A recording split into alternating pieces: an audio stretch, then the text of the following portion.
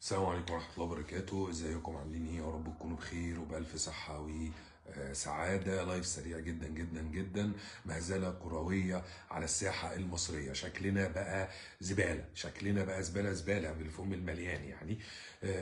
طبعا النادي الاهلي بيحافظ او بيدافع عن حقوقه. نادي الزمالك بيدخل نفسه في الصورة عشان يبان قصاد جماهيره ان هو عنتر شايل سيفه.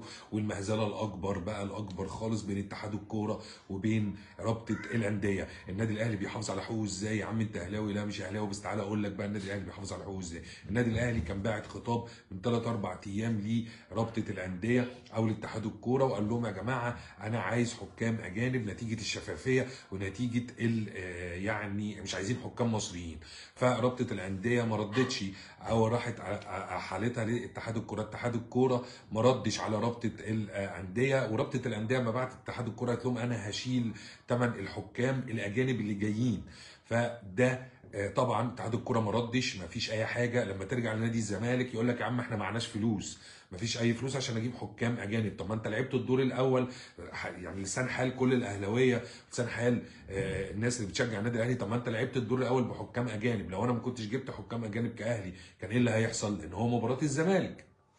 فالزمالك دلوقتي قال يعني من وجهه نظري ركب الموجه عشان خاطر يبين لجماهيره ان احنا اداره واحنا بنخاف على النادي واحنا عضلات والكلام ده كله. احمد حسام ميدو يعني بصراحه ربنا تصريح غير مسؤول، ممدوح عباس تصريح غير مسؤول. المشكله كلها دلوقتي يا جماعه ان احنا يا علي عبد الرحيم منظر الكره المصريه بقى زباله خالص.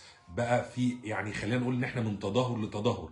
قلنا اتحاد كوره هيجي وكنا معترضين عليه في الاول خالص لو تفتكروا يا جماعه، قلنا هيجي ويحل المشاكل، زود المشاكل اكتر. رابطه الانديه واحمد دياب قلنا الحمد لله هيبقى يحصل انتخابات وهيجي حد جديد يا جمال. ما جاش حد جديد للاسف الشديد. وبرده الاثنين يعني بيخبطوا في بعض، مش الاثنين بيكملوا بعض، لا الاثنين بيخبطوا في بعض.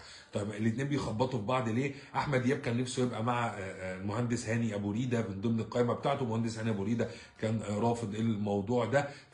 يعني تصفيه حسابات، ولكن تصفيه حسابات على حساب الكره المصريه، على حساب شكل الكره المصريه. وانت بتتكلمش في اي يعني في اي ماتش، انت بتتكلم في ماتش قمه اهلي وزمالك. افريقيا بتشوف، وخلينا نقول مش هنجزم ونقول العالم كله بيشوف، في ناس عايشه بره بتشوف الماتش ده، بتستنى الماتش ده. فاحنا في مهزله فعلا، مهزله مهزله مهزله، ولازم تدخل سريع من كل الجهات مع النادي الاهلي مع نادي الزمالك. ومع ان انا شايف ان نادي الزمالك مش طرف يا جماعه، هو اللي اقحم نفسه عشان يبقى عامل نفسه عنتر شايل سيفه. بيانات من كل اعضاء مجلس اداره نادي الزمالك. يعني خلينا